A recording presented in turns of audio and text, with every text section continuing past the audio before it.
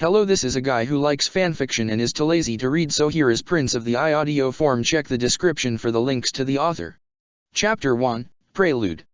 The Dark Gods were meeting in the Warp, in a place where none of them had walked in many ages of the galaxy.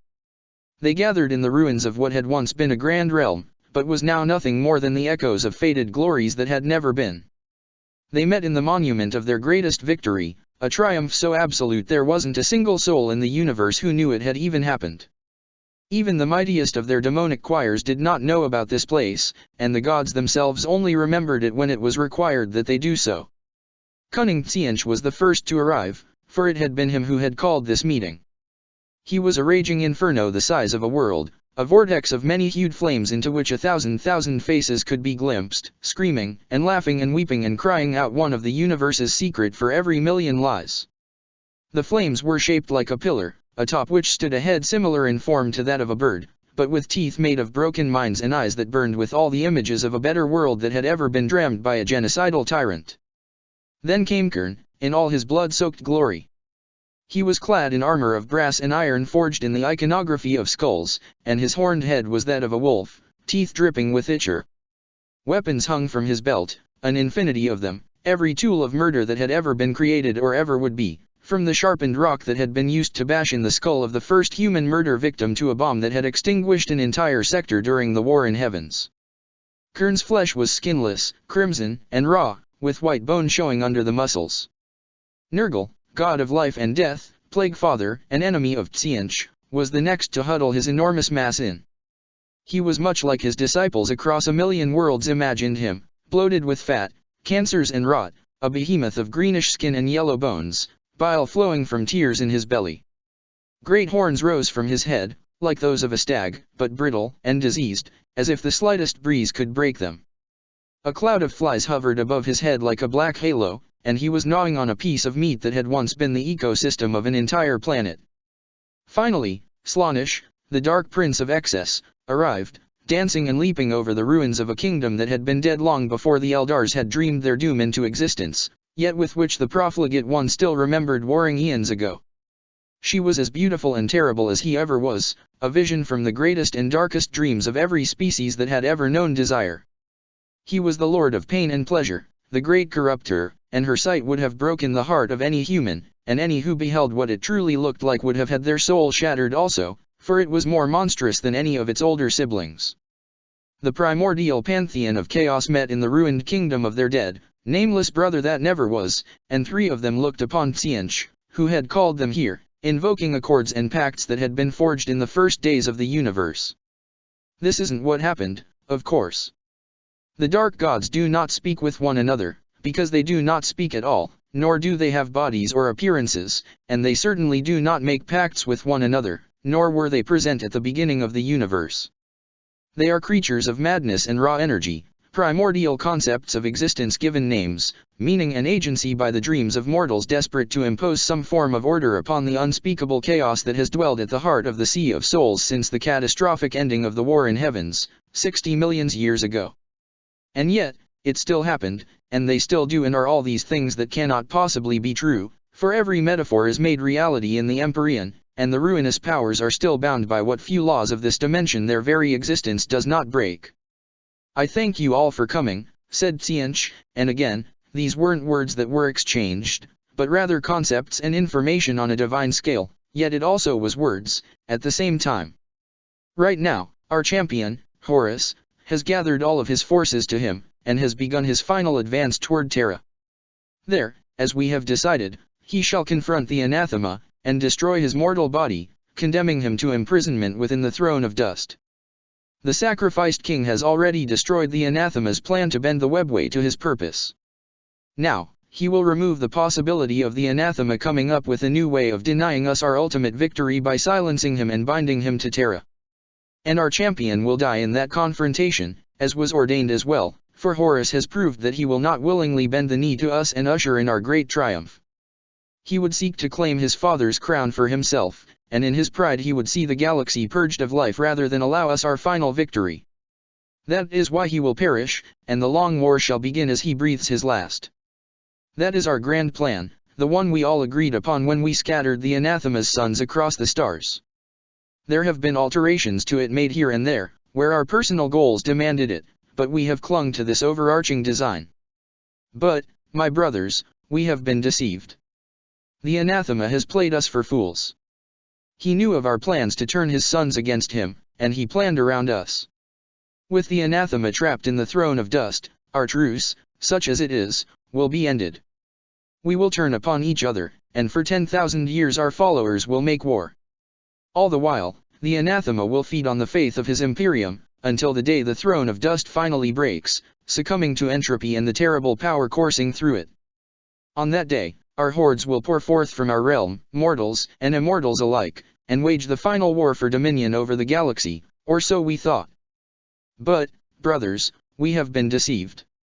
For when the anathema's mortal vessel perishes, the blind worship of trillions will pour unrestrained into his ascended spirit. He will be as we are, unbound by the covenants and fueled by the blind worship of trillions of souls across the galaxy.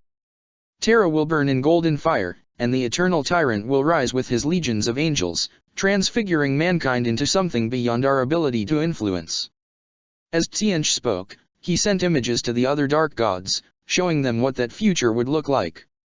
He showed them the angels of death, reforged into vengeful, fiery wraiths of destruction. He showed them the numberless hosts of the Astra Militarum, made undying and uncaring by the power of their god. He showed them the clockwork children of the Mechanikus and their great machines, driven to endless perfection by the beating of the eternal tyrant's heart. He showed them their servants hunted down by the reborn heroes of the Imperium, transformed into vessels of divine power, and how they would be forced back into the Eye of Terror, where the long war would turn into one of survival. And they all agreed that this future must not be. We must change our plans for the long war that will follow the end of the rebellion, declared Tzeentch. I see two options that would prevent this future from coming to pass. One is to empower Horus enough that he will destroy the anathema completely. But this is likely to fail, and even should it succeed, then we will face the same problems that led us to arrange our War Master's defeat in the first place. The second option is that we must wage the long war not through conquest and destruction, hardening the faith of mankind in their dead god with every blow, but through temptation and corruption. We must destroy the faith of mankind so that the eternal tyrant cannot be born, or if it is, it must be weak enough that we can defeat it in the great game. Fortunately, and Tzeentch's countless mouths were smiling now, we have one champion who has proven more than capable at this task. A champion whose charisma has turned half the Imperium against itself, doing more to spread our influence upon mankind in a handful of years than even Lorgar could in half a century. And it would be the easiest thing for us all to arrange for that individual to remain able to oppose the anathema throughout the coming ages.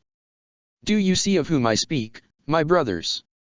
You are talking about letting Horus survive the first stage of the Long War, said Slaanesh. Yes, nodded Tzeentch, the motion sending ripples amidst his flaming manifestation.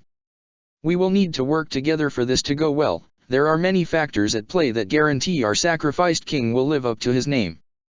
I believe he is the one most suited to ensure that the vision I just shared with you do not come to pass. And in addition, it would even mean that we kept the spirit of our word to him. His rebellion would be the only thing preventing his father from becoming a god. There was much discussion after that, as the dark gods arranged the details of this new accord. They spoke of old grudges and potential futures, of the balance between them and how it may be broken anew. Even as they discussed a solution to a threat to all of them, it was in their nature to each seek to use the opportunity to secure their own supremacy over the others. But they had already come to an agreement, as Tzeentch had known they would. All that remained was to hammer the plan's finer details, which of course, in the long run, would prove the most important. The discussion lasted an age, and also less than an instant. A new accord was reached, and the dark gods departed, to set in motion the events required to forge the new path they had agreed upon. Commands were issued to the hosts of the Neverborn, and the strings of mortal puppets were pulled, that the course of fate, which had seemingly been set in stone, may be shifted once more. Chapter 2, The Siege of Terra. And so, the Siege of Terra began. For several weeks, the traitor legions and their allies hurled themselves at the walls of the Imperial Palace, and the Emperor's children rampaged across the surface of the throne world, inflicting unspeakable horrors upon the population that the defenders of the Imperium had abandoned to focus on the palace's protection. On and on went the slaughter, Dorne's defenses proving a match for the traitors' onslaught. The sun rose and fell behind clouds of dust and ash, and though millions died with every passing hour, the renegades were no closer to breaching the walls of the Imperial Palace and claiming victory. Eventually, astropaths on both sides of the conflict, those who hadn't been driven mad by the turmoil in the warp as the War Master unleashed unspeakable horrors upon the throne world, began to hear a new distant voice in the chorus of wails, the echoes of the Ultramarines and the Dark Angels, whose fleets had long been delayed by trickery and strategy, about to reach Terra at last. Yet the Imperial commanders withheld these news from their soldiers, save for a few leaders, for they believed that the defense of the palace was only holding on by a thread, and that hope, in these circumstances, would be a deadly poison. Warriors who think they have nothing to lose fight harder than those who still hold the hope that they might survive the day after all. Similarly, among the traitors, Horus made sure to prevent knowledge of the approach of the 1st and 13th Legion from spreading. His hold onto the forces under his banner was already fragile enough as it was. But the key players of the field knew, and that was enough. In truth, for all that the Dark God's decision would alter the fate of the entire galaxy, the change that set it all in motion was a relatively small one. All it took was for the Four to bend their great power together in order to make sure that, when Horus, in a last gamble for victory, lowered the shields of the vengeful spirit and let his father board his flagship, the War Master did not cross the path of his brother, Sanguinius. It was not an easy change. Sanguinius' doom at Horus' hands had long been written, witnessed, and accepted by the angel himself, though the Primarch was determined to make his death count, and his enemies pay for each drop of his blood. There was much resistance to this alteration of the plan, and powers that had been old before the Dark Gods had risen from the warp's chaotic tides stood against them now, for they feared Sanguinius more than any of his brothers, still haunted by memories of mankind's first tentative reaches toward the divine.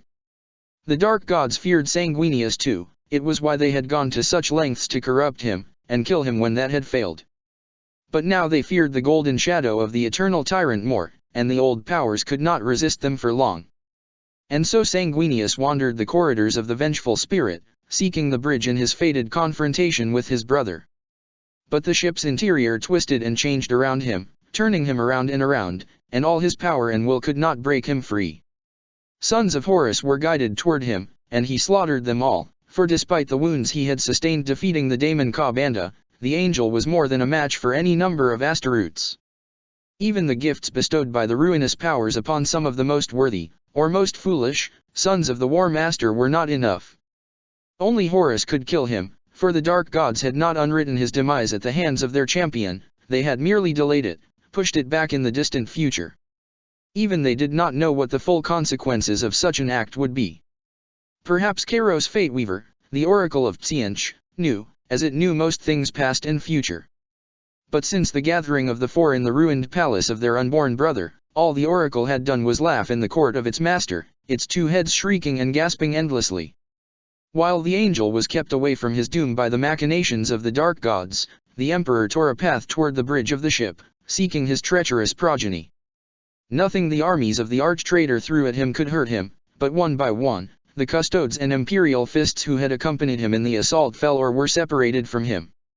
And so, when he finally faced Horus on the bridge of the vengeful spirit, the master of mankind was alone.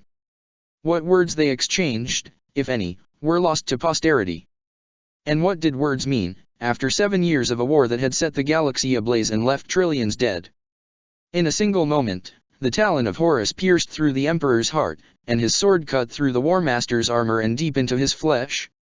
Father and son fell to the deck, their blood mingling onto the metal floor, the Vitae igniting where the psychically charged blood of the Emperor met the chaos-tainted blood of his son. As the sons of Horus watched in horrified silence as their father fell, an old, human man appeared on the bridge, emerging from the shadows. He was named Alyaniu's person, and he had come far to be here, but it seemed that he had been too late.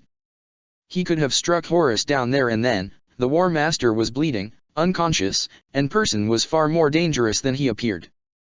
But if he did that, then the Space Marines in the room would kill him, and the Emperor would die too, and the consequences of that were too grave to dwell upon. So he did the only thing he could think of, he hauled the Master of Mankind's dying form onto his shoulders, for despite all his power, in the end, the Emperor's body was only that of a man, and vanished again, cutting a hole into reality with a blade he had taken from a dead word-bearer on distant Kelth. Sanguinius felt his father's and brother's fall and the former's disappearance from the ship and sudden reappearance on the surface of Terra, and he knew that he had failed. Somehow his doom had been averted, at a terrible cost. The angel screamed in impotent rage, and the echoes of his fury would haunt the corridors of the vengeful spirit forevermore, spawning winged, black wraiths that would prey upon the ship's crew and leave them drained of blood. The Primarch of the Blood Angels calmed quickly, however, and immediately began to make his way out of the ship. He called to the rest of his sons and the other loyalists scattered across the vessel, and they came together, fighting their way toward one of the flight deck, where they seized a handful of gunships. There were few enough of them left that they didn't need many of them, and flew out of the vengeful spirit, broadcasting identity codes to ensure they weren't shut down by Imperial guns. They flew straight for the Imperial Palace, where Sanguinius could sense the quickly fading presence of his father. Meanwhile, aboard the vengeful spirit, the anarchy was almost total. Horus still lived, but he had been grievously injured, even more severely than when Russ had struck him with his accursed spear. Back then, it had taken Malagurst's strange ritual to rouse the Primarch. This wound was even deeper, but at least there didn't appear to be any sorcery attached to it, merely the raw, burning power of the Emperor's blade. They rushed their master to the nearest apothecarian, but a few cooler heads remembered that the 1st and 13th legions would soon be here. With Horus incapacitated, there was no one who could unify the renegade legions and finish the war before the arrival of Guilliman and the Lion. So they ran. The surviving members of the Mournival called all of their brothers and support troops on the surface to withdraw, sending messages to the other legions and rebel forces to do the same. They didn't wait to see if they were obeyed, nor did they listen to the outraged replies of their allies. The sons of Horus made for the edge of the system, and as they did so, the Psykers among them received a vision. They saw that their father could be healed, if they took him to the Eye of Terror. Considering the reports coming from the apothecarian, that was about the only hope the 16th Legion had, and so they set course for the Achilles Terribilis. Piece by piece, the rest of the traitor armada broke off from the siege, their entire formation collapsing without any grace. Thousands of traitor marines and millions of human soldiers perished who could have lived if the retreat had proceeded in good order. As the traitors fled, Dorn found the old man carrying his father's bleeding body. All Yanius vanished before the Praetorian could say or do anything, and Dorn brought the Emperor to the Golden Throne, where the dust that had been Malcador the Sigillite still sat, undisturbed. In desperation, he placed the Master of Mankind's dying form upon the throne, and activated the stasis field, trapping his father between life and death and connecting him to the great psychic fire of the Astronomicon. Elsewhere in the Sol system, the moon of Saturn that held the first of the Grey Knights returned to the normal flow of time, and the warriors within the stronghold, who had spent subjective decades learning all the lore left to them by Malcador and mastering their new abilities, immediately sensed that something had gone horribly wrong in their absence. Their orders demanded that they kept themselves concealed even from the loyal Primarches, but they sent agents to learn what had transpired in their absence, while consulting their tools of divination to learn more. And then, at last, Kairos stopped laughing, and vanished from the Court of Change, gone to perform its craft of deception and scheming elsewhere. The two-headed Daemon Lord went into the Eye of Terror, to a world that was yet nameless. With a gesture, it shaped the earth into a citadel, and sat upon a throne at the heart of that citadel. Then it waited, knowing what must come next. Chapter 3, The Traitor's Flight. On Terra, the angel wept bitter tears before his father's throne, and the surviving Primarches who had kept to their oaths gathered amidst the ruins of the throne world. They spoke, briefly, before leaving once more, for there was much to be done. Guilliman, Dorn, Jagatai, Sanguinius, and Russ were set on pursuing the traitors and finishing them, while Lionel Johnson wanted to return to his home world of Caliban, having been taunted by daemons with the knowledge that something terrible was transpiring there in his absence. Some among the Primarches, Russ first among them, questioned the Lion's motivations, suspicious of his desire to leave after arriving only at the last hour of the siege.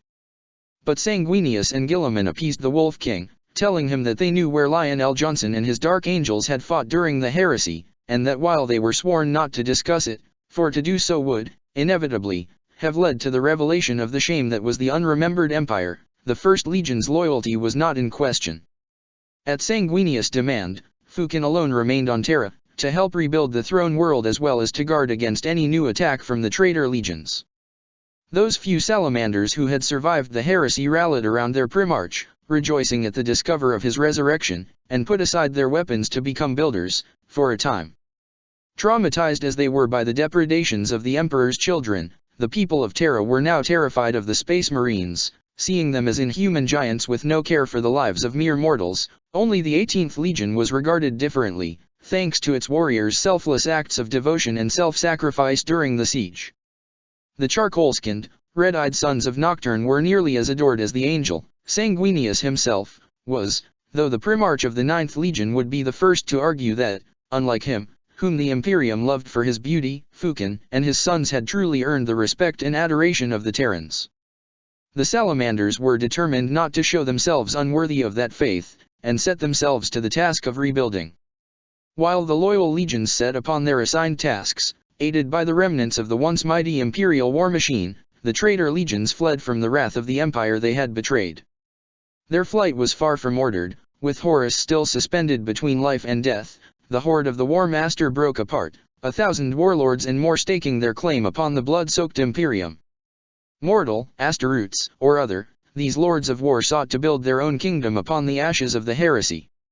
But the loyal legions and their allies were stronger, and over the course of the great war that would come to be known as the Scouring, they hunted each of these fell dominions and destroyed them, one by one. The corrupted forge worlds of the Dark Mechanicum were obliterated, the very memory of their location scourged from the archives by the data priests, that their heresy against the machine god be never repeated. Systems ruled by the iron hand of Horus' sworn tyrants were freed from their masters, before the population was inspected by the newly founded Inquisition for signs of corruption.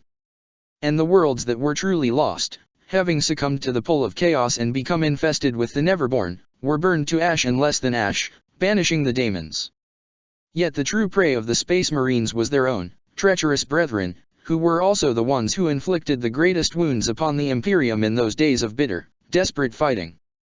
The World Eaters rampaged on dozens of worlds, driven by the voice of Kern to slaughter billions in a vain attempt to ease the pain of the butcher's nails. They left in their wake a trail of burned-out husks before they were caught by the Loyalists, and the survivors were forced into a shameful retreat that drove them into the Eye of Terror. If there was any pity left in the hearts of the loyal legions for their renegade kin, then perhaps it was the sons of Angron who inspired it, for they were perhaps the only ones of the Chaos Marines who suffered more than their victims did. The Emperor's children had been among the first to flee when Horus had fallen, their ships' hulls full of billions of captives taken from Terran megacities. Their fleets scattered through the void, though all heard the call of the youngest god drawing them toward the Eye of Terror, the place where it had been born of the Eldar's folly. Fulgrim stayed behind, however, laying an ambush for his brother Guilliman. But again the plans of a Daemon Primarch were foiled, as Sanguinius joined his brother in their hunt aboard the Pride of the Emperor. Together, the Angel and the Avenging Sun destroyed the incarnated form of the White Naga, banishing Fulgrim's spirit to the Empyrean. Mort Arian and his Death Guard were the last to retreat from the fields of Terra, but the Daemon Primarch and his Plague Marines were also the first to set course toward the Eye. The voice of Nurgle pulled the Lord of Death to abandon the Matorium and seek refuge within the realm of the gods. And so it was that the 14th Legion remained one of the few to stay united as it fled from Terra and into the waiting arms of the ruinous powers, its hierarchy intact. Perturabo alone managed to turn the tables of the Loyalists. The Lord of Iron laid down a trap for his old rival, Rogaldorn, and trapped him within his iron cage, a fortress designed to bleed the Imperial Fist's legion dry. The blood and gene seed of thousands of 7th Legion warriors earned Perturabo the gift of daemonhood, though he was ultimately forced to flee when Sanguinius came to deliver Dorn from the Daemon Primarch's cruel labyrinth. Even after receiving the blessing of the Dark Gods, Perturabo feared Sanguinius' power, and his decision was later proven right. Using their sorcery, the Thousand Sons retreated to their new home world in the Eye of Terror, arriving well ahead of the other traitor legions. The Sons of Magnus had joined the siege for their own reasons, and the rebels' failure was now forcing them to reconsider their options as the plague of flesh change spread ever further among their ranks. A long-hidden secret had also been revealed to them, that it was Horus, not the Emperor, who had ordered the destruction of Prospero, altering the orders of the Space Wolves from capture to extermination. Though Magnus' choice to join Horus had been driven by other considerations, many of his sons had hungered for vengeance, and they were shocked by this sudden revelation, left wondering what path to take now. As the Crimson King dwelled in his tower, pondering his options, he was blind to the treachery of one of his own. With the help of a cabal of like-minded sorcerers, Ozek Ahriman performed a great ritual to halt the spread of the flesh change.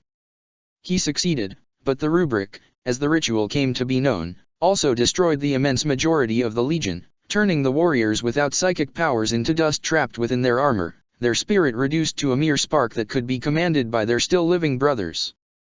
Ozek was banished from the planet of the sorcerers along with his cohorts, left to wander the Eye until they regained their Primarch's favor.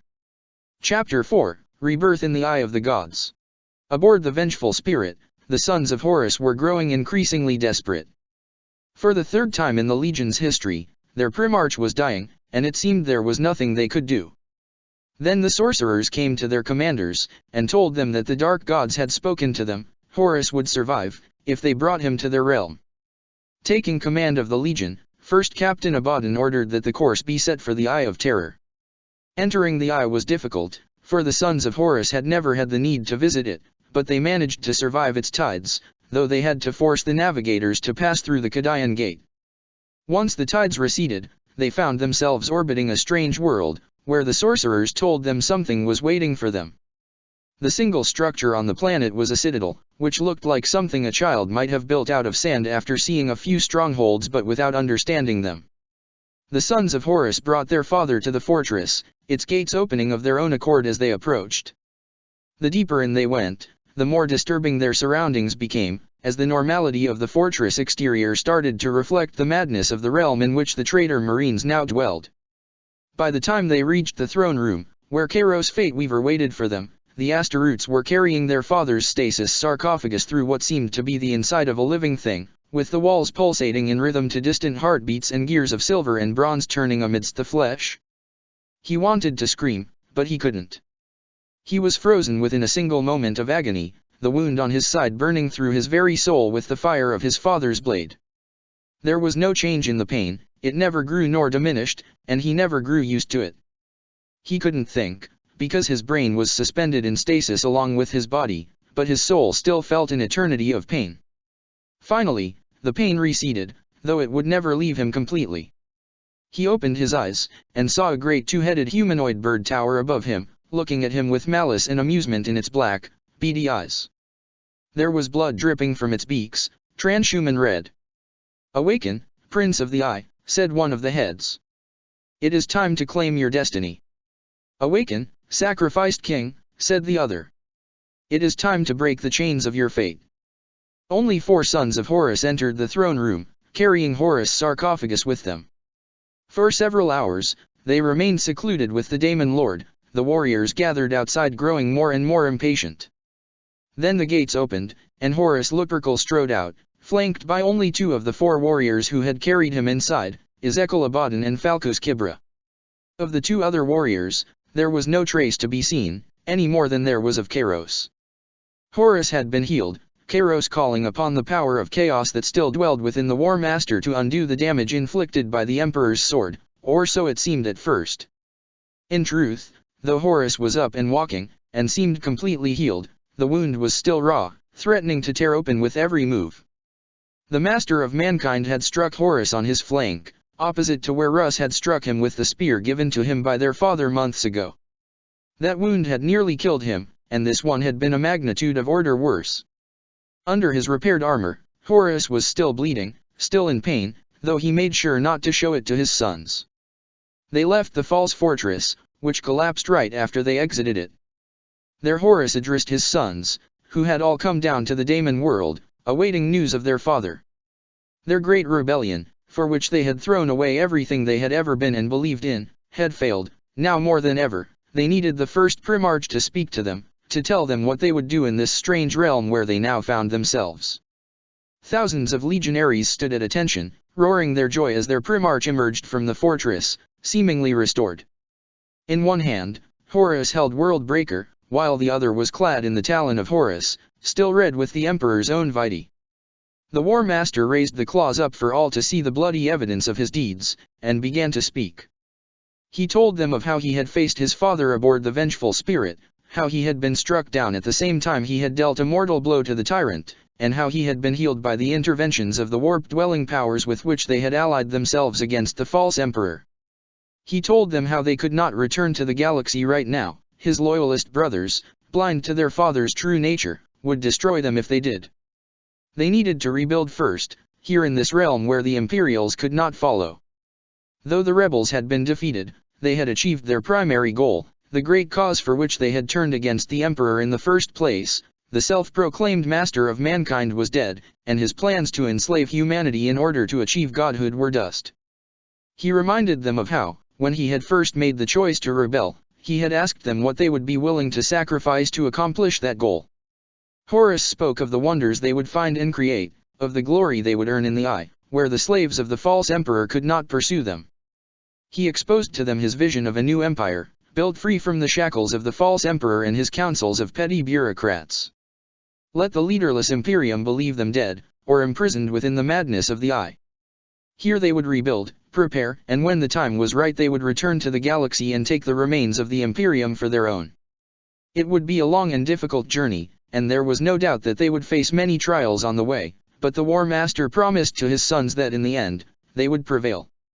And they believed him, because they had nothing else left but him. The reconstruction process would begin on this daemon world, which Horus named Melum.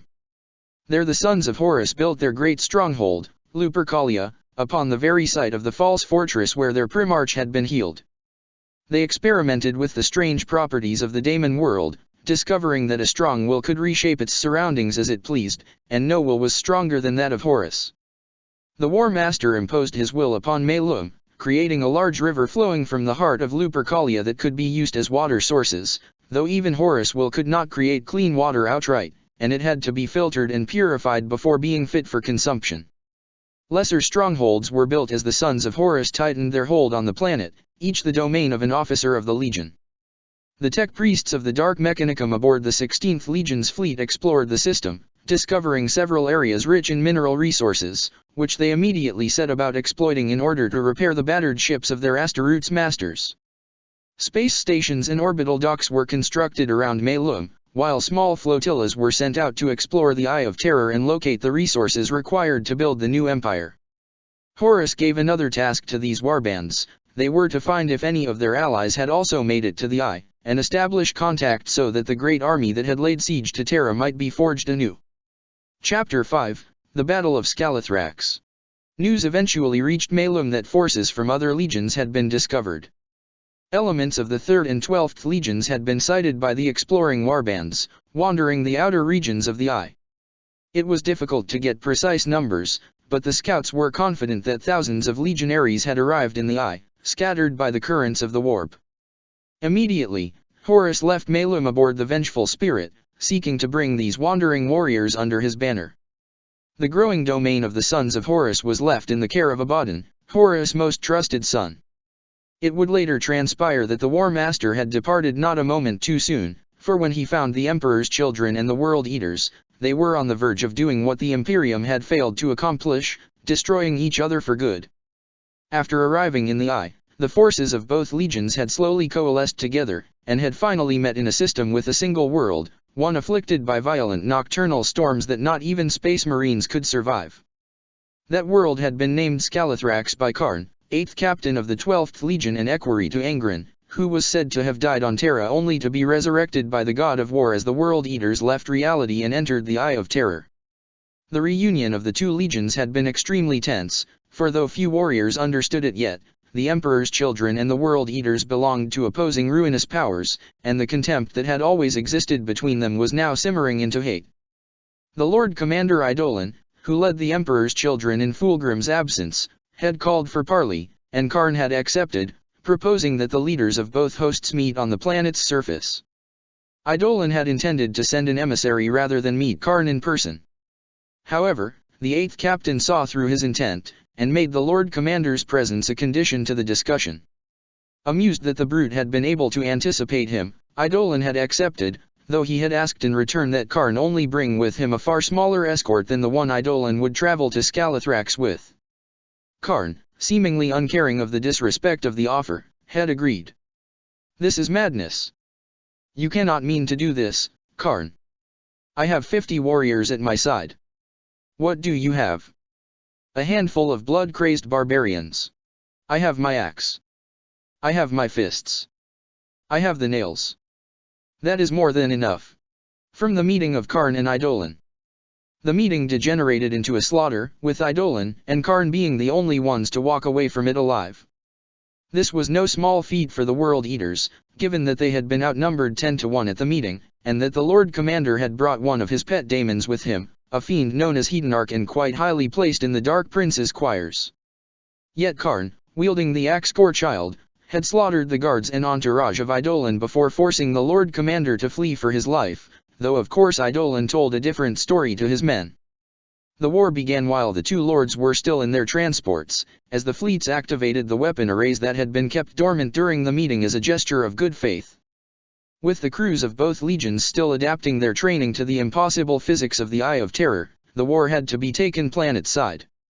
Thousands of space marines, hundreds of thousands of mortals, and the accompanying tanks and artillery were brought on Skalathrax's surface. The Emperor's children brought horrors of flesh from their unholy laboratories, and hordes of debased, mind-blasted cultists whose veins contained more drugs than blood.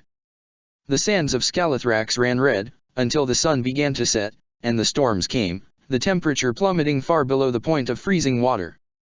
Only then did the battle end, as the forces of both legions retreated, leaving the corpses of the dead to freeze where they had fallen. For 6 days, the pattern repeated itself. The legions would fight from dawn till dusk, and withdraw once Skalathrax itself made further conflict impossible. Then, on the 7th day, Horus arrived. The vengeful spirit in her escorting fleet emerged at the system's edge, catching the fleets of the two legions by surprise. The War Master saw what was happening as reports flooded in from the fleet's auspexes. He immediately understood what had occurred, and he was not pleased. "Enough. I will not allow this madness to continue. We are banished from my father's kingdom, cast out by those we called brothers, because we sought to free mankind from the manipulations of a tyrant. All of us joined this cause for our own reasons, and that is well, for freedom is what we fought for. But this is a travesty, and I will not stand for it. This ends now." From the proclamation of Horus at the Battle of Skalathrax. The sheer presence of Horus, and the might of the fleet that accompanied him, were enough to force a truce between the warring factions. Companies of sons of Horus descended upon the battlefields of Skalathrax as dusk fell and the cold forced each side to retreat to their shelters. With the hand of the War Master guiding them, they effectively took hostage the forces on the Daemon world, forcing the commanders of both armies to the negotiation table. Both Karn and Eidolon were summoned to the vengeful spirit, without any honor guard this time. They came to the Stratageum through separate corridors, escorted by black-clad Terminators of the Justa Aaron, and faced Horus' judgment in the same chamber where the siege of Terra had been planned in the last days of the rebellion. Horus expressed his displeasure, and demanded that they explain themselves. The Lord Commander waxed on, dramatically retelling how Karn had breached the truce and attacked him and his escort, slaughtering them all with unthinking brutality, even turning on his own brothers once Eidolon had escaped. The son of Fulgrim delected in the situation, as a true devotee of the Dark Prince, every sensation was to be savored, and there were few feelings rarer than the wrath of the War Master.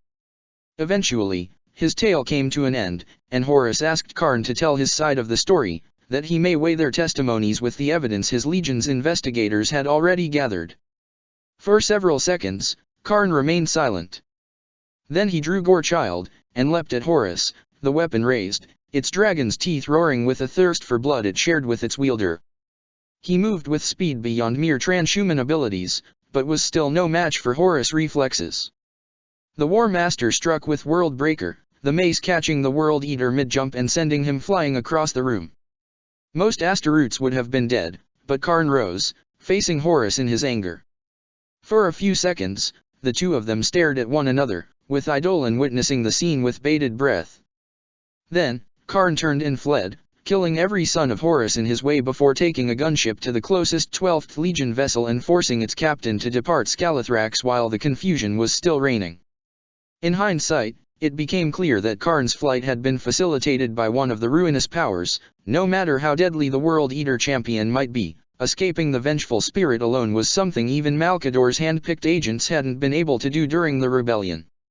But, through a series of unlikely coincidences and the sheer brutality of the World Eater, Karn managed to escape the War Master's wrath, departing through the storm toward some unknown destination. For this, the 8th captain of the World Eaters was named the Betrayer, a name that would follow him everywhere he went.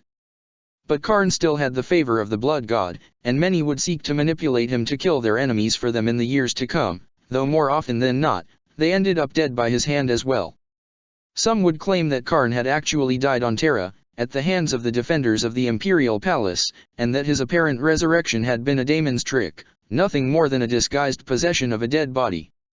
The motive for such an act varied depending on the teller. Some said the daemon wanted to claim the World Eaters as its own, others that it wanted to destroy the 3rd Legion or the 12th, and others still thought it had all been a ploy in order to get close to Horus, just for the chance to strike at him with Poor Child, which was one of the few weapons that could still harm what the War Master had become. To most, however, these theories were nothing more than wishful thinking trying to justify a madman's act. Despite Karn's escape, the Battle of Scalathrax confirmed that the other rebel legions were making their way toward the Eye of Terror. The World Eaters and the Emperor's children both had Primarchs who had shed their last ties to mortality and ascended to daemonhood, and now Angren and Fulgrim were calling their sons to join them in the Eye, where they had been reborn following their dissolutions at Terra.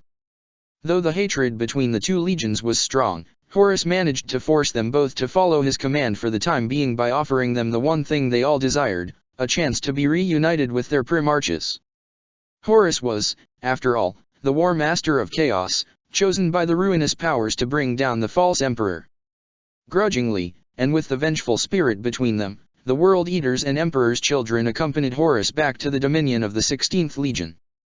Scalathrax was abandoned, left to the ghosts of the thousands who had died for nothing on its surface, a testament to the self-destructive nature of the dark gods that would stand for thousands of years to come. Chapter 6, The Torment of the Night Haunter.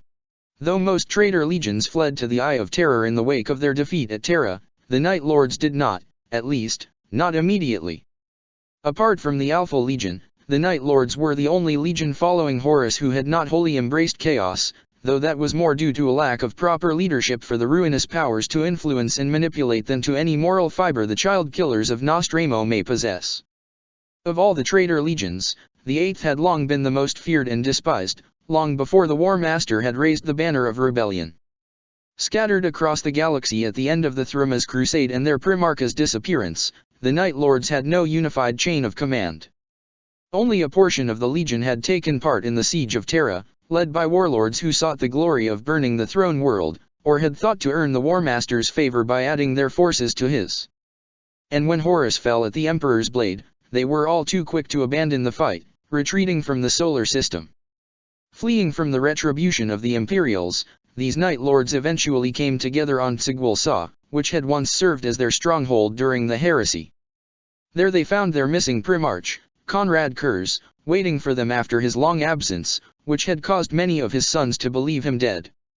The Night Haunter, whose insanity had grown progressively worse during the rebellion, was now on the very edge of complete madness, as the future he had believed fixed had proved to be mutable after all.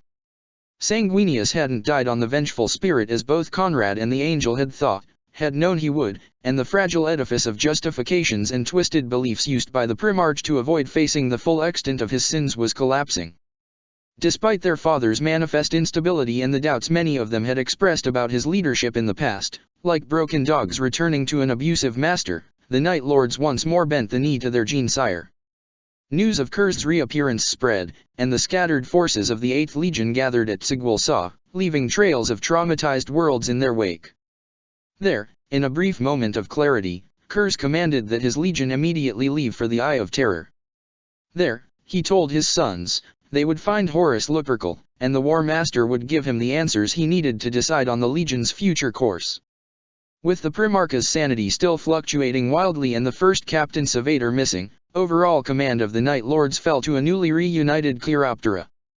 Those members of the Exalted Circle who had been elevated to it by Sevator after the disastrous Thrumas Crusade and had survived the following years of conflict formed the core of the group, complemented by other warlords who had proven their cunning and might, or who simply had too many warriors or resources under their command to ignore.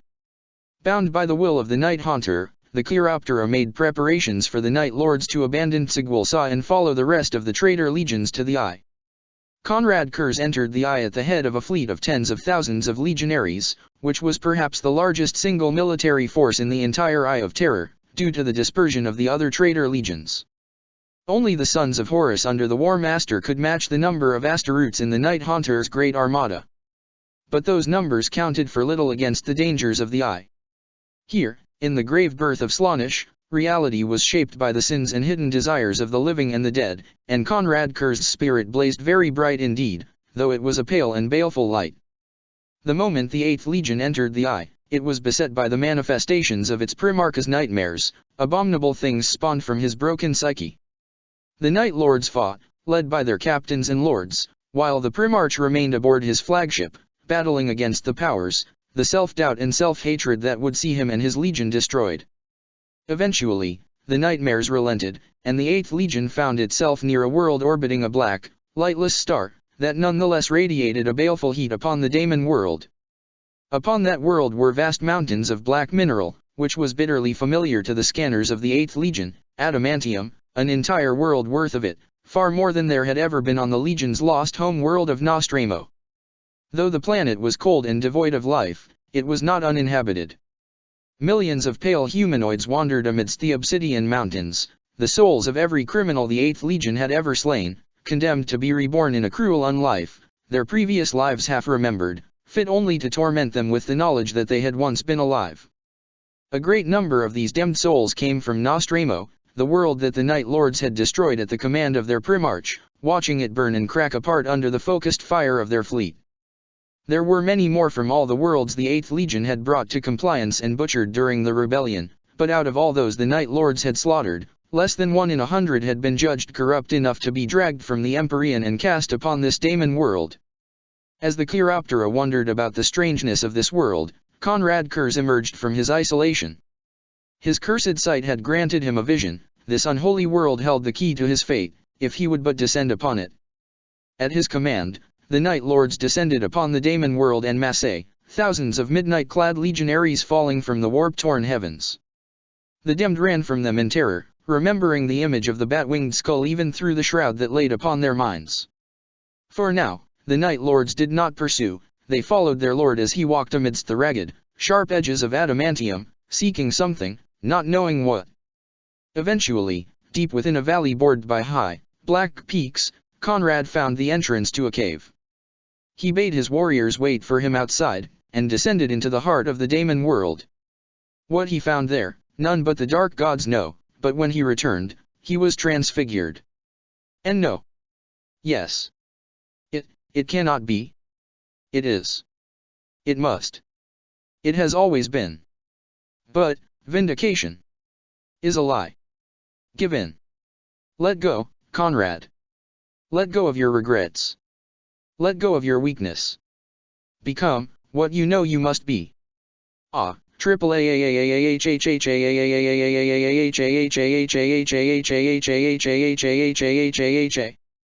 Gone was the wasting, melancholic figure of the madman whose grip on sanity had ever been slipping. Curze had embraced the evil that defined him in the eyes of the Imperium Holy.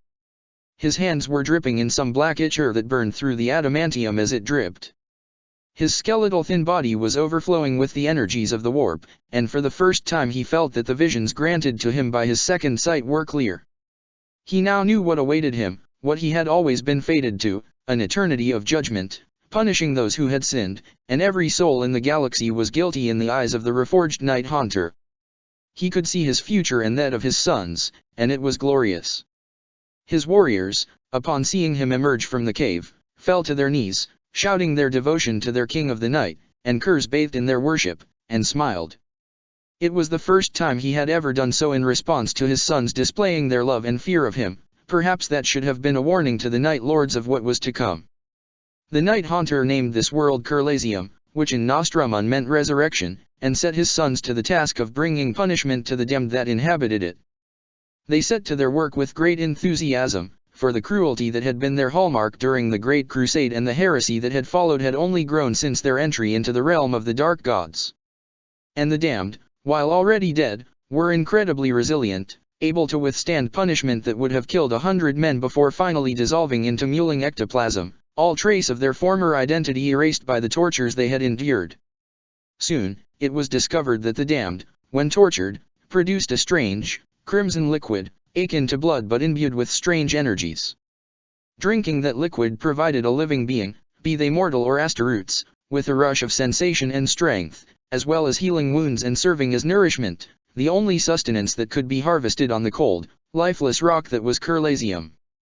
The Night Lords began to harvest this liquid, which they named Ockerly, and used it to fuel their own transhuman bodies and that of their mortal slaves. The warp, with typical dark humor, had granted Kurz's greatest wish. Now, the torments he inflicted would serve a purpose. With the labor of the damned, the sons of Konrad Kurz built great palaces of pain, where millions of souls were subjected to unspeakable torments while the Night Lords themselves attended to the damned who deserved their personal attention for their sins. Whether there was any true justice in how the fate of the damned was decided, only the dark gods know. The bulk of the damned were herded into the mines that exploited the adamantium, using the material to repair the Legion's damaged ships.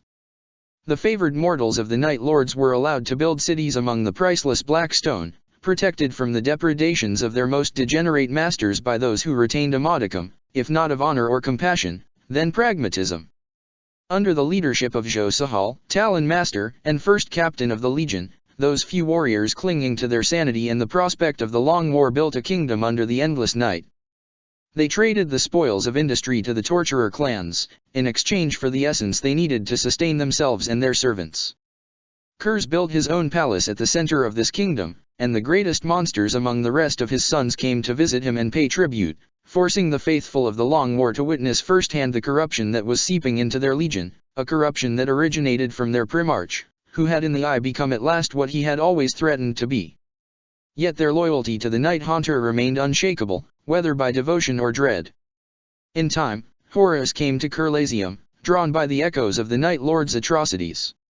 In the chambers of the living palace, built from the meshed flesh of slaves and damned alike, the War Master conferred with the Night Haunter, away from the eyes and ears of their sons. For an entire day, the two primarches spoke, and when they were done, Kurz had agreed to take part in the War Master's next grand endeavor, a conclave, gathering all the exiled sons of the false emperor, to discuss the war that must be waged against the tyrant of Terra and his slaves. Chapter 7, The Gathering of the Conclave.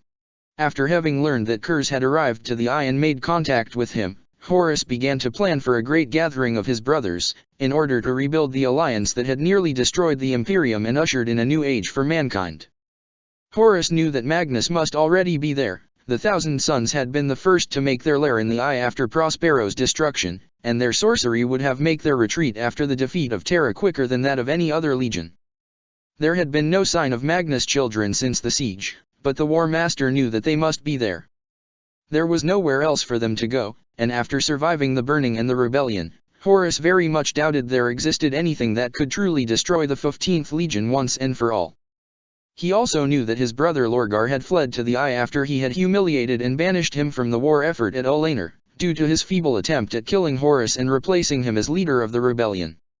In addition, the Urizen had been the first primarch to physically journey to the Eye of Terror, long before the others had conceived of rebellion, save perhaps Angren, who had craved the Emperor's death from the very moment he had met their creator and be cheated of his own doom. Furthermore, Horus had heard from the daemons that had whispered in his ears through the last section of the rebellion that Corphaeron, Lorgar's adoptive father, had arrived in the Eye after his defeat at Kelth and had claimed the daemon world of Sicarius in the name of his legion. No doubt Lorgar had already made his way there, to be joined by the rest of his legion. Fulgrim's defeat at Guilliman's and Sanguinius' hands had echoed through the Empyrean, and Mortarion's orderly retreat to the Eye was known to the 16th Legion. The warp song of Perturabo's great victory over Dorn, even if the Lord of Iron had been interrupted before he had been able to claim the Praetorian's life. As for Alpharius, who knew? Even Horus himself had not known all of the Hydra's moves during the rebellion, and after the muster at Olaner, There had been no sign of his brother Primarch, though members of the 20th Legion had taken part in the siege, seemingly of their own volition. But the War Master did not doubt, even for a moment, that Alpharius would know of the gathering, and come if he so wished. Such was the way of the Alpha Legion. And so Horus sent his call. Those sons of Horus who had been librarians before the rebellion had long since learned to throw off the limitations of the Edict of Nicaea, becoming full-fledged sorcerers, and with their help the War Master sent forth his summons on the etheric tides. For the first time in years, Horus was forced to think like a diplomat, rather than a conqueror. Since the end of the Great Crusade, the War Master had put aside diplomacy, instead offering the systems he crossed a simple choice, submission or destruction. The overwhelming power and momentum of the rebellion had allowed him to dispense with the niceties, but now, with the armies he had gathered broken and his own defeat at the Emperor's hands, even though it had been more of a mutual defeat than a victory for any of them, things were different. He could not simply command his brothers to attend him and expect them to answer, let alone follow his orders in the long war to come. There was too much baggage between them, too many grudges. Horus knew that asking his brothers to come to Melum, the stronghold of his legion, would be a poor diplomatic gesture, and so instead his message called for a gathering on what would hopefully be considered neutral ground by all Primarchs, the remnants of a dead Eldar craft world once called Zeolassa, destroyed during its launch by Slaanesh. There, for the first time since they had met above the black sands of Istvan V, the 9 Primarchs who had betrayed the Emperor met. As the host of the gathering, Horus was the first to arrive. The War Master came to the ruins of Zeolassa in full regalia, wearing his black armor and fur cloak, holding World Breaker in one hand and the Talon on the other. The eye of Horus was emblazoned upon his chest plate, a crimson and black orb that glowed with the same eldritch radiance that radiated from the Primarch's cybernetic cowl. He came alone, leaving his Mournival aboard the Vengeful Spirit, to monitor the movement of the other arrivals and keep watch for any sign of treachery. For several hours, he walked the corridors of the dead craft world, taking in the traces of the desperate battle that had been fought by the Eldar as the daemons of Slaanesh swarmed the great vessel. Then he came to what had once been a temple dedicated to Cain, the bloody-handed god of war that the Xenos had worshipped before their entire pantheon was destroyed by the Dark Prince. The statue of the Avatar was still there, its pieces scattered across the room, each carefully defaced by the claws of the Neverborn. Horus sat upon a fragment of the dead god's head, and waited for his brothers to arrive. Whether because they had answered his call promptly or because the eye's time-warping effects were working in his favor, he did not have to wait for long, and they all arrived nearly at the same time. Perturabo came with all the discipline one might expect from him. His fleet emerged from the storm in perfect formation, the iron blood looming at its heart. The proud Gloriana-class battleship already showed signs of its time in the eye, as well as under the command of its newly ascended Daemon Primarch. Tendrils of living metal threateningly floated around it, and gun emplacements sprouted from vast sections of the hull that were covered in a mix of hardened flesh and machine. The Lord of Iron came to Zeolassa with 8 of his Iron Circle. His transformation had removed the malady that had afflicted him since Fulgrim's assassination attempt on Idris, and more. Now Perturabo was taller than ever before, and radiated an aura of power that was second only to that of Horus himself. The Daemon Primarch went straight to the chamber where Horus was waiting, teleporting directly aboard the craft world using the new, warp-touched technology his legion was already developing in the wake of his ascension and their exile in the Eye. Perturabo. I am glad you arrived before the others. There is much we need to discuss in private. Horus. Why did you call us? Because, brother, as you have shown us, our defeat at Terra does not mean we have lost the war. The Lord of Iron smiled. It was not a pleasant smile.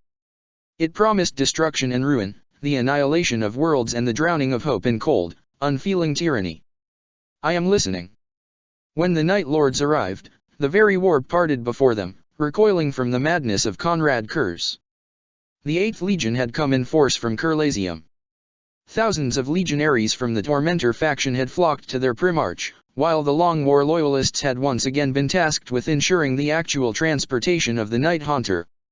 Aboard the Umbria Insidier, flagship of the First Company, Konrad Curze laughed as the fleet traveled to Zeolassa, absent-mindedly carving captive Dem to shreds while thinking of all the potential futures he could see stretching from the coming gathering. Once the fleet arrived, easily twice as numerous as that of the 4th Legion though not nearly as disciplined. The Night Haunter called 5 of his sons, seemingly at random, to accompany him as he went to the craft world. 3 of the 5 were members of the Long War faction, while the remaining 2 had been falling further and further down into the corruption of the warp. Only the presence of their Primarch kept these favored sons from turning on each other during the journey, such was the growing chasm forming between the Legion's factions. Unlike his brothers, Magnus did not need to use a ship to travel. The Crimson King simply manifested himself on Zeolassa, using his immense power and mastery of sorcery to transport himself and 9 of his closest sons from the planet of the sorcerers to the craft world.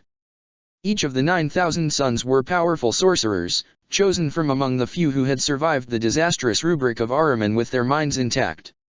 Lorgar's flagship, the Abyss-class Trisagion, came alone, its Geller fields inactive. Instead of being protected from the madness of the warp by the ancient technology, the Word-bearers had elected to placate the gods by crucifying thousands of slaves to the vessel's hull, binding their souls to their flesh with sorcery so that they could not simply die of void exposure. Left as playthings for the Neverborn, these unfortunate souls, all of whom were cultists of chaos who had volunteered for the honor, had suffered untold torments. A few of the most resilient or unlucky were still alive, transformed beyond recognition by the whims of the warp. They would be harvested by the Word-bearers before the ship's next journey, to be either added to the Legion's horde of horrors, or to be dissected so that the will of the gods may be divined from their blessed entrails. The Aurelian came to Zeolassa with his 2 closest, once disgraced advisors, Cor Phaeron, his adoptive father, and Erebus, along with a group of 17 figures in hooded black robes, all of them mortal-sized. While he was still mortal, he radiated the power of chaos in a barely controlled storm of energy that was contained only through a supreme effort of will. His golden skin glowed with an infernal inner light, and the sigils carved upon his armor shone with the same illumination. The death guard of Mort Arian was shrouded in thick clouds of flies, whose buzzing was somehow heard even across the void of space. The Endurance was accompanied by a scattering of lesser vessels, all of which bore the signs of Nurgle's affection for the 14th Legion. The gunship that carried Mort Arian and his death shroud to Zeolassa was almost more insect than machine, and the fluids that leaked from its engines attacked the ground it landed on, creating a slowly expanding patch of black, wet rot identical to the ones left wherever the Death Lord stepped. Angren's arrival was heralded by a great scream, and a wave of blood-red fire spread across the roiling clouds of warp energy. The Conqueror emerged from the inferno, its once white surface now the color of dried blood, the Daemon Primarch of Khurne standing on the vessel's hull, his bat-like wings spread wide as he drank in the raw energies of chaos. Calling the Red Angel had been one of the most difficult parts of arranging the gathering, as Angren had never been one for formality, even before he had been stripped of the last shreds of his humanity on Nuceria. No one knew what had become of him after the siege, but his continued survival was guaranteed, as he had become as immortal as any daemon upon his unholy transformation. To make sure he would be there, Horus had called upon the ancient ties of loyalty that bounded him to his brother, and used the 8 commanders of the World Eaters who had survived Scalathrax to amplify his summon. As Angren flew the distance between the Conqueror and the ruined craft world, these 8 warlords departed from their ships, which had been waiting nearby. Since Scalathrax, they had ruled the 12th Legion under Horus' leadership in a joint council. Now, they returned to the side of their true master, the one for whom they had willingly inflicted the nails upon themselves. Only they knew what transpired between them and the Red Angel when they met, but all 8 of them were still alive when Angren reached the meeting chamber. From the depths of the craft world, where the Neverborn had performed unspeakable acts upon the spiritual leaders of the would-be Eldar exiles, Fulgrim manifested in all his terrible glory. The White Naga slithered out of the warped bones and echoing nightmares of the dead, passing from his own realm through the stain upon reality that the daemon's deeds had permanently etched upon reality. Where he passed, the ghosts of the Eldar were dragged back from oblivion, manifesting as ethereal shapes that writhed in pain as they were forced to relive their last moments. Fulgrim smiled as he advanced, and softly sung to himself a melody that was as beautiful as it was discordant, adding to the suffering of the alien shades. The Wraithbone shuddered and twisted at his presence, reshaping itself into the image of screaming faces and obscene demonic figures. Alpharius, or at least a warrior claiming that identity, was the last to make his presence known, though Horus knew he must have been there before any others, possibly before the War Master himself.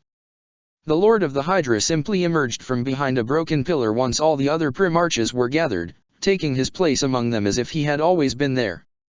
His brothers, both living and immortal, looked upon him with suspicion, but did not question or challenge him. He was alone, and carried no weapon greater than a bolter and a combat knife sheathed at his belt, yet he did not display any sign of nervousness as he stood among Daemon Primarchs and the chosen champions of the Dark Gods. Kurz barked a laugh as his brother's appearance, and clapped, the talons of his gauntlets clashing together in an unpleasant ring. So began what the historians of the Eye would, in time, come to call the Broken Conclave. Chapter 8, The Broken Conclave. Horus spoke to his brothers, and they listened. Even Fulgrim, who loathed letting anyone but himself holding the spotlight, even Angren, whose every thought was consumed by bloodlust, hatred, and pain. The War Master did not try to assign blame for their defeat at Terra. Instead, he claimed that while they had been forced to retreat, they had still succeeded in accomplishing the rebellion's first and most important goal. Horus raised his talon, and all present saw the red streaks of the Emperor's own blood, forever marking the metal of the weapon forged by Kulberhel. Though Horus was careful not to proclaim the false Emperor dead yet, he confidently declared that he had been crippled, his plans to enslave mankind and turn the species into fodder for his ascension to godhood in ruins. Now, they, the true heirs of the Great Crusade's legacy, must free the galaxy from his lies and carve the future of mankind across the stars. It was as Horus was about to lay down his vision for the long war that Lorgar made his move. By that point, less than 10 minutes had passed since the last arrival and the beginning of the conclave. No matter how you try to disguise it, the truth remains, brother. You lost. You failed, just as I knew you would. You are weak, Horus. You held the galaxy in your grasp and you let it slip away. Lorgar to Horus, at the Broken Conclave. Lorgar drew his weapon, the Crozius named Illuminarum, which had been forged for him by Ferrus Manus in an earlier, more innocent age. As he did so, Erebus and Corphaeron spoke on words of command, and the 17 figures which had accompanied the Aurelian threw off their hoods, revealing themselves as daemon hosts of great power, their true nature concealed thus far by the ritual wardings carved onto the flesh of their mortal vessels. Bound by the will of the Dark Apostle and the Master of the Faith, these infernal creations of the Word-bearers launched themselves at Horus, while Lorgar gathered his own power to strike, reciting words from a language that had been dead before mankind had risen from old Earth's primordial slime. At the sight of Lorgar's assault, the other Primarchs began to move to intervene, though it wasn't certain in whose favor. But before any of them could reach the confrontation, Magnus the Red and his sons raised a barrier separating Horus and his would-be killers from the rest of the room. The Crimson King glared at the War Master, his one eye filled with hatred. Did you really think I did not know who it was that told Russ to kill me and my sons? Did you really think me so blind to your manipulations, brother? I knew. I have always known, from the moment the wolves came to burn all that I had wrought. And now, you will pay. Magnus to Horus, at the Broken Conclave. Seeking vengeance for the fate of Prospero, Magnus had contacted Lorgar as soon as the call to the conclave had been sent. The Crimson King and the Aurelian had once been friends as well as brothers, before Magnus' reticence in helping Lorgar's downfall to chaos and his own growing madness after his maiming at Russ' hands had soured their relationship. Speaking mind to mind over incomprehensible distances, the two Primarchs had forged an alliance, united in their common opposition to Horus.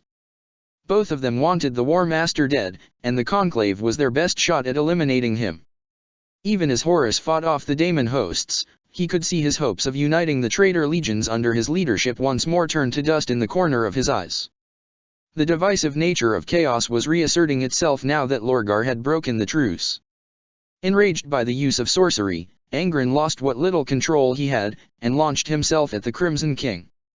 His first blow was repelled by another psychic shield, and before he could strike again, Fulgrim burrowed a long, needle-thin blade into his back, laughing all the while. Mort Arion attacked Magnus as well, his long-held disdain of sorcery only strengthened by his allegiance to Nergal, the dark god opposed to Tzientch, Magnus' own puppet master. Perturabo's iron circle had surrounded him, shielding him from the mayhem while the Lord of Iron watched it all unfold with dispassionate eyes. Alpharius was already gone, vanished back into the shadows from which he had appeared, and Kurz was observing the scene with a wide, crazed smile while his warriors remained at his side, weapons drawn, but unsure what their lord wanted them to do. All of this happened in the time it took Horus to dispatch all 17 Daemon hosts. Less than 10 seconds had passed since the beginning of the hostilities, but it had been enough for Lorgar to gather his strength. With a great cry that was half triumph, half prayer to the dark gods, Lorgar unleashed his spell upon the War Master. The curse was ancient, and amplified by Lorgar's terrible power. Reality cracked and bled as it flew, leaving a trail blackness through which hungry eyes peered, only to withdraw as they took in just who was present on the other side of the rift. It struck Horus in the chest, and for a moment the War Master stumbled, his face paling, the dark fire of his aura flickering. Then, suddenly, Horus stood straight, his eyes aflame with power, Lorgar's curse slipping from him impotently. He marched toward Lorgar, who raised his weapon in defense, only for Illuminarum to be knocked aside by a casual blow before Horus rammed the talon into his chest with such strength that the armored Primarch was lifted up the ground. As the claws of the talon met the wards of Lorgar's armor, a psychic shockwave filled the room, and the 4 Daemon Primarches felt their power diminish as the attention of their patron gods was now turned elsewhere. Lorgar, his chest pierced by the talon, his blood flowing from the wounds in torrent, ignited. On the verge of death, the archpriest of the primordial truth was receiving his master's ultimate blessing, and their most terrible curse. The blades of the talon slipped free as Lorgar's gene-forged flesh dissolved. A horned, blazing skull glared at the War Master, before a blow from Worldbreaker shattered the hold on corporeality of the newly ascended Daemon Primarch. With a bitter laugh and the promise that this was merely the beginning of Horus' torments, Lorgar vanished. With his departure, the ambient warp energies plummeted, and the 4 other god-marked Daemon Primarches also faded away, Angren with a terrible scream of rage, Fulgrim with a pristine, mocking laughter, Mortarion with a series of barbarian curses, and Magnus with one last enigmatic glance at Horus before drawing his sons along with him. Only Perturabo remained, his physical form maintained by the technomancy infused within his warped flesh. Horus turned to where Erebus and Corphaeron had stood, but the 2 word-bearers were also gone, using their sorcery to escape his wrath and flee back to the Trisagion, which was already turning to plunge back into the storm. The rest of the gathered ships were also departing, only the Vengeful Spirit and the Umbria Insidier remaining behind. After one last exchange with Horus, Perturabo teleported back aboard the Ironblood, and left Zeolasa as well. I have heard your plans, and I do believe they have merit. But Magnus is my brother too, Horus, and you sent the wolves after him. I will not command my sons to die in a war waged for your pride. Prove that you are still worthy of my loyalty, and I shall be at your side until the end. Perturabo to Horus, at the broken conclave. Only Kurz and his escort remained behind. As Horus looked upon him, wondering what his med-sibling would do next, the Night Haunter bowed before the War Master, promptly followed by his sons, who knelt before the chosen champion of the ruinous powers. Never before, not even when the traitor legions had gathered on Istvan, had Kurz displayed such submission to Horus. Conrad promised his brother that his legion would stand alongside his own against his enemies, the Thousand Sons and the Word-Bearers. For a long moment, Horus watched Kurz, before nodding, accepting the offer. Then he returned to the Vengeful Spirit, and the ship set course for Malung while Kurz returned to Kurlasium to make preparations for what was to come. Alone on his black throne, the walls around him trembling softly in rhythm with the engines of the Vengeful Spirit, every door and secret passage locked and guarded by his faithful Justa Aaron, Horus finally allowed himself to relax. His calm mask collapsed into a grimace of pain. Blood seeped from the wound in his side, where the Emperor had struck him in their duel. Lorgar's attack had forced him to use all of his power to counter it, and in the time that had taken, the wound had opened again. He was confident he had managed to hide it from the rest of his brothers, but if any of them ever discovered the truth, if they ever discovered that he could no longer use the fullness of his might for more than a handful of seconds before that wound reopened and he started bleeding out, there was no telling how even his sons would react.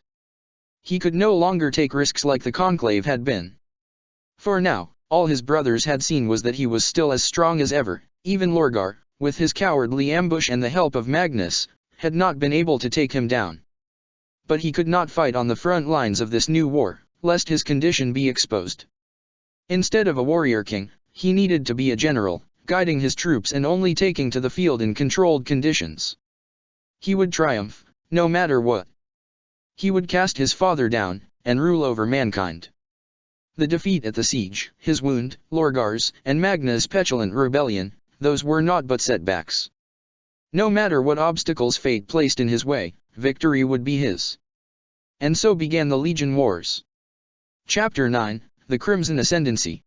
With the last hope of unity among the damned lost, the Eye of Terror became the battleground of the traitor legions as they made war against each other. On Sorcerias, Lorgar and Magnus met, and forged the Crimson Accords, a set of treaties by which the alliance between the Thousand Sons and the Word-Bearers, begun in the failed attempt to kill Horus at Zeolassa, was solidified.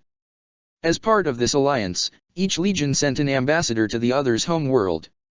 Lorgar's envoy to the planet of the sorcerers was the Dark Apostle Angrakalar, while Magnus dispatched a sorcerer named Talmaraz to Sicarius. The two of them were warriors who had distinguished themselves during the rebellion, but had only recently been elevated to positions of power. Angrakalar after the Word-Bearers are reformed at Sicarius, Talmaraz after the rubric had decimated his legion. Both emissaries were allowed only a token honor guard. The Dark Apostle chose a few of his most loyal disciples, while the Thousand Son was accompanied by a handful of silent, soul-dead rubrici. The two quickly built strongholds on their appointed daemon worlds, and through the common sorcery of Lorgar and Magnus, a permanent portal was opened between these locations, allowing warriors from both legions to travel back and forth between the two planets instantly. Soon, the embassies became a nexus of activities, as warriors sought to renew old friendships with their cousins, or forge new ones. Angrakalar and Talmaraz especially worked together, and the fruits of their collaboration made their embassies unsettling, dangerous places, even for the Eye. Dark lore flowed between the two legions as well. The libraries of Sorcerias, containing what had been salvaged from Prospero as well as what the Thousand Sons had been able to plunder during the heresy, had plenty to offer to the Word-Bearers, whose mastery of rituals and practice with the Infernal was greater than that of the 15th Legion in some areas. The 17th Legion also had access to much greater resources than the Thousand Sons, whose numbers, always smaller than any other legion, had been decimated by the burning of Prospero and Ahriman's ill-fated rubric. Across the two daemon worlds, sorcerers and dark apostles summoned and bound Neverborn into their service, gathering an infernal legion of a size rarely seen before in galactic history, and never under mortal command. Thousands of daemons were chained to the will of the legionaries, to be used as shock troops by the Crimson Accords. Circles of Astaroths worked together and burned the souls of thousands of lesser witches in order to draw out and control more powerful members of the infernal choirs, from the greater daemons of the primordial truth to the daemon princes who had once been mortal. Meanwhile, in Horus' domain, the World Eaters and Emperor's children that the War Master had rallied at Scalathrax had broken apart. The conflict between Fulgrim and Angron at Zeolassa had echoed through the blood of their sons, and they had broken their vows of service to Horus rather than serve alongside those they despised. The 8 warlords Horus had chosen to govern the 12th Legion led their brothers away from the 16th Legion's territory. Knowing that the Legion couldn't hope to remain united for long before turning on itself, they divided the forces under their command into 8 lesser hosts, giving individual leaders the choice of which of the 8 they would follow. After that, they spread across the Eye, seeking bloodshed to appease the biting of the butcher's nails. The Eye of Terror provided plenty of battlegrounds for them to join. The daemon worlds of Khurn, and those forever fought over by the ruinous powers, drew them like moths to a flame, often with the same conclusion. But though many sons of Angron perished in these wars, fought only for the sake of fighting, the survivors grew strong, their bodies slowly reforged by the warp and the favor of the god of war. Some fought on the battlefields of the Legion Wars, either because of ancient debts owed to individuals on one side or the other, or as wild berserkers, uncaring who they killed so long as the blood flowed. The Word-Bearers, thanks to their experience in the Shadow Crusade, were the most able to manipulate the fury of the 12th to serve their own end, but even they paid a price in blood sooner or later, which they accepted as the god of war's holy due. The Emperor's children, having heard of their Primarch's return and subsequent disappearance, refused to kneel to Horus any longer, their pride demanding that they serve no one but their own Gene-Sire if they were to serve any Primarch at all. Fully aware that many in the Eye blamed the Third Legion's raids upon Terra's population for the rebellion's failure, the sons of Fulgrim banded together, out of self-preservation rather than brotherhood. They conquered several daemon worlds and, using the slaves filling the holds of their ships, built vast, decadent cities and palaces there. The glory of Slaanesh flowed through them, inspiring them in equal measure to the ruination it had already visited upon them. They crafted horrible wonders and learned many secrets, which they used to further their own ends. In immense, gilded arenas, the champions of the Legion dueled against each other as well as against creatures and monsters coming from all across the eye. In these kingdoms, the daemons of Slaanesh walked openly, devouring the Emperor's children's mortal slaves after granting them one brief, ecstatic glimpse of the Dark Prince's perfection. All that mattered to the Emperor's children was their own pursuit of excess. Their only part in the Legion Wars was when some warlord or another gathered an army to raid the lesser outposts of other legions in order to capture more slaves for their pits. Only the Night Lords remained allied with the Sons of Horus, and though Kurz was in command of the largest Astaroth's force in the Eye, the 8th Legion had even fewer sorcerers than the Sons of Horus. The Horusians, as the alliance of warriors loyal to the War Master came to be known, were at a decisive disadvantage where sorcery was concerned, and in the Eye of Terror, where reality itself was endlessly reshaped by the souls walking it, that was a dangerous weakness. Mere months after the conclave, the Crimson Accords attacked the Horusians. At the head of the onslaught were the demonic hordes, unleashed upon the worlds of the War Master's dominion with barely any care given to strategy. The Neverborn crashed against the Horusian defenses like a tide, leaving the defenders vulnerable to the precision strikes of the Word-bearers and the sorcery of the Thousand Sons. The Sons of Horus fought with all their might, reinforced by troops sent from Kerlasium by Kurz, though controlling the more degenerate Night Lords was a challenge in itself. But even then, slowly, the Horusians were losing. Outpost after outpost, stronghold after stronghold, world after world were falling to the forces of the Crimson Accords. Whole fortresses were lost to single sorcerers, who used their powers to get into the minds of the defenders and turn them against one another or cause catastrophic accidents. Those few outposts which had a sorcerer of their own to hold the psychic intrusions at bay and ward the walls from daemons were besieged by Word-bearers' war hosts, each led by a dark apostle, who was often a sorcerer himself. Seeing which way the wind was blowing, the other powers of the Eye aligned themselves with the Crimson Accords. Dark Mechanicum Forge worlds, fallen knight households, renegade navy fleets and army regiments pledged their support to the two daemon primarchs. Many did so out of a desire to be on the side of the Legion War's victor, while others sought revenge against Horus and his sons, believing that it was them who had cost the rebels the war. Melum itself did not come under attack, whether the forces of the Crimson Accords feared Horus' power, or wanted to make the War Master watch his dominion burn before going for the kill. They left the 16th Legion's new home world alone. They didn't need to hurry. If nothing changed, their victory was inevitable. But Horus had never been one to let such challenges go unanswered, and he sought a mean to turn the tides of the Legion Wars. The plain and simple truth was that the Horusians needed more sorcerers. Training librarians and mortal witches was a stopgap at best, a desperate move at worst. But there was one group of sorcerers who had good reason to stand against the alliance of Magnus and Lorgar, the remnants of Ahriman's cabal. Ahriman had been banished from Sorcerias for casting the rubric, the spell that had all but murdered the Thousand Sons. His cabal had been banished along with him, and they had fled from the wrath of Magnus and their own brothers. With the rise of the Crimson Accords, these exiled were being hunted. Magnus may have sentenced them to being cast out, but those who had watched their brothers turn to dust before their eyes craved revenge. As a result, they had gone to ground, hiding in the most unlikely places or finding refuge among the warbands of other legions. Several had been recruited by the Emperor's children, who enjoyed their misery and their skills at daemon summoning. Never one to use half-Misuris, Horus summoned a powerful daemon of Tsianch and bound it to reveal to him the location of Ahriman himself. When the daemon failed to answer, Horus destroyed its physical form and sent its spirit shrieking back into the warp, before summoning the next one. The 13th daemon thus summoned managed to bargain for its existence, though it did not know where Ahriman had fled to, for the exiled first captain had covered his tracks well. It knew where Horus could start to look. And so Horus left Melum, giving command of the Horusian war effort to his Mournival. How long the War Master was gone for is difficult to tell. On some battlefields, decades passed without his advice and aid, while he reappeared on Melum only 9 weeks after his departure.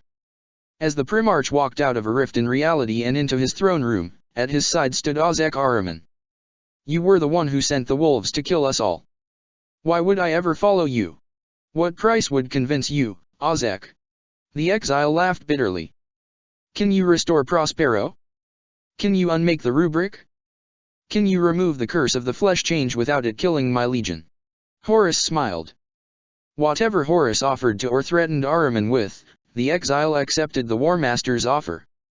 His first task was to journey across the Eye and make contact with the other members of his cabal, scattered throughout the storm after their banishment from Sorcerias. One by one, Ahriman found them, and brought them into the fold. These Cabalites then followed him to Melum, where they began to work on countering the Sorcerous advantage of the Crimson Accords. Many sons of Horus were in awe of their Primarch's power, and had been since he had claimed it on Molech.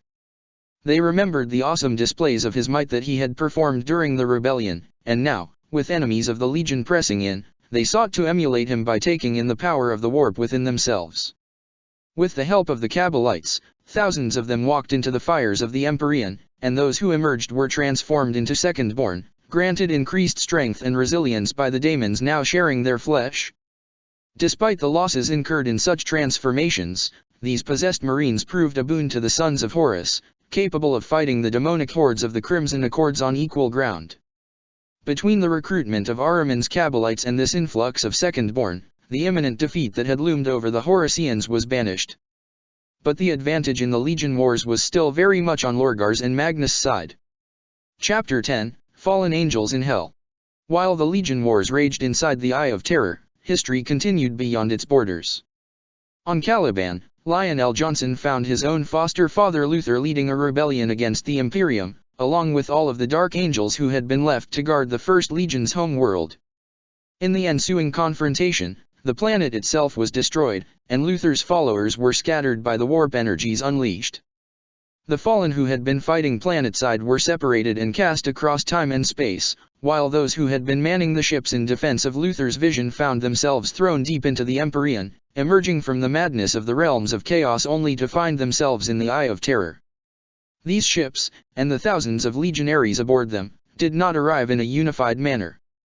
Many were destroyed not long after their arrival, or had their crew driven mad by the unrelenting horror of the Eye of Terror. The survivors adapted, and, using sorcery taught to them by the heretical librarians of Caliban, made contact with one another and gathered under the leadership of Vortigern, an officer of the First Legion whose battleship, with blade drawn, was the mightiest of the assembled fleet. With Caliban destroyed and Luther presumed dead, the first goal of the fallen was survival. Revenge against those who had destroyed their home world was second. This was not, however, how those who already dwelled in the Eye saw it. The Fallen's first contact with the traitor legions happened at Zethu, a daemon world under the control of the Word-bearers. When the sons of Lorgar saw the ships of the Fallen arrive, most of them bearing the iconography of the Dark Angels still, they believed that, somehow, the Imperium had found a way to pursue them all the way inside the Eye of Terror itself. Before Vortigern could even speak, the Word-bearers opened fire. The paranoia of the Fallen, honed in the years spent in conspiracy and betrayal on Caliban, served them well here, and they were able to defend themselves and crush the 17th Legion outpost, only to realize their mistake when the wrath of the Crimson Accords turned against them. Several war hosts of the 17th Legion were dispatched to destroy the Dark Angels, and soon Vortigern found himself leading his brothers into a running battle across the Eye, going from one system to the next with little clue as to where they were going. It matters not whether these interlopers are still blindly loyal to the Corpse Emperor or not. It is the will of the gods that they be destroyed immediately. Take all your forces and hunt them down. From a message sent by the Dark Council of Sicarius. Fighting for their lives against the Word-bearers, the Fallen eventually came to the attention of the Horusians. Vortigern found an outpost of the 16th Legion, and recognized the heraldry of the War Master. In his desperation to survive, the Fallen Lord made contact with the sons of Horus, explaining that he and his brothers had also rebelled against the false emperor. The commander of that outpost, a son of Horus named Jelak the Thunder-Eyed, knew full well that the Horusians needed all the allies they could get. He welcomed Vortigern and his men, and after providing what repairs he could to their damaged ships, gave them guides to Melum, where they could make their case to Horus himself. Jelak was hoping that, by delivering such ripe recruits to his war master, he could earn Horus' favor, This, however, never happened. Mere hours after Vortigern's fleet had left Jelac's stronghold, the word-bearers pursuing the fallen arrived, and laid waste to the 16th Legion outpost, killing every son of Horus they found, including Jelac. With the help of the navigators provided by Jelac, the fallen were able to navigate through the diminishing Horusian territories. In every system they crossed, Vortigern made sure to broadcast his intention of joining Horus on Melum, and managed to avoid any more incidents on the way to the Sons of Horus' home world. There were still perils on the journey, of course. The Eye of Terror is never kind to travelers. The fallen fought against daemons manifesting aboard their vessels, and Vortigern directed his fleet in battle against vast void leviathans, nightmarish creatures that may at some point have been ships, but had been so reshaped by the warp as to be unrecognizable. As they continued their odyssey, both the fallen's ships and the Asteroutes themselves were affected by the currents of the warp. The emblems of the Dark Angels emblazoned on the vessels, which had caused the word-bearers to attack them in the first place, were burned away, replaced by strange, medieval iconography that resembled that used by the Order on Caliban, albeit altered in subtle and sinister ways. The fallen's bodies and armor were also twisted, taking aspects of the great beasts of Caliban. The higher a warrior stood in the hierarchy of Vortigern's great warband, the more pronounced these changes were. By the journey's end, Vortigern himself resembled a cross between a pagan idol of old Earth's antiquity and an Asteroutes warrior. When they finally reached Melum, the fallen found that they were expected. Word of their coming had been sent ahead, using the source Rouse communications provided to the Horusians by the Kabbalites. Vortigern was summoned by Horus, called to meet alone with the War Master in his throne room.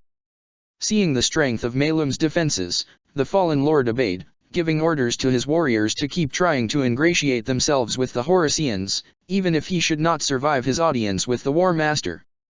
In the end, that was for nothing. Horus welcomed Vortigern. Vortigern knelt, trying to conceal his nervousness. In his time, he had faced many things that would have terrified mere mortals. He had fought against Zeno's horrors, defied his primarch, killed his own kin and made war against the infernal creatures of the warp. But none of it compared to this, being in the presence of the War Master, his fate, and that of his brothers hanging in his hands. Horus reached with his left hand, the one not locked inside the talon, and pressed his armored thumb against Vortigern's forehead. The touch was gentle, measured, yet Vortigern still felt as if his skull would crack. The fallen lord felt his skin burn where Horus was touching him, and when the War Master removed his hand, he saw his reflection in the marble floor. The Eye of Horus was now branded upon his forehead, a black mark against his skin, just between the antlers-shaped horns that sprouted from his skull. "Welcome, Vortigern of the Fallen," said the War Master. "Welcome to my service." The first order Horus gave to Vortigern was to deal with the word-bearers who had been set upon the trail of the Fallen. The sons of Lorgar had not abandoned their pursuit after killing Jelac. Horus had received reports of their presence within Horusian territory, hunting for the Fallen and avoiding the fleets of the 16th and 8th Legions. With the help of the son of Horus Commander Arkan and the Night Lord Warlord Diathrozek, Vortigern mounted an ambush against the war hosts. Using the Fallen fleet as bait, he drew the word-bearers into battle, only for Arkan's and Diathrozek's forces to emerge from the cover of a nearby nebulae of shrieking souls. So intent were the word-bearers on accomplishing their god's appointed mission that they were caught completely by surprise, and promptly annihilated. The deaths of thousands of sons of Lorgar cemented the place of Vortigern and his Fallen among the Horusians, and the repercussions of these losses in the Dark Council helped take off some of the pressure on the War Master's dominion. Erebus. Your meddling has not gone unnoticed, nor have its consequences. Fail like this again and I will have your soul ripped from your body and impaled upon the highest peak of the Dark Cathedral, to scream there for all eternity. Do not try my patience further. Message from Lorgar to the Dark Council. Check the description for the links to the author.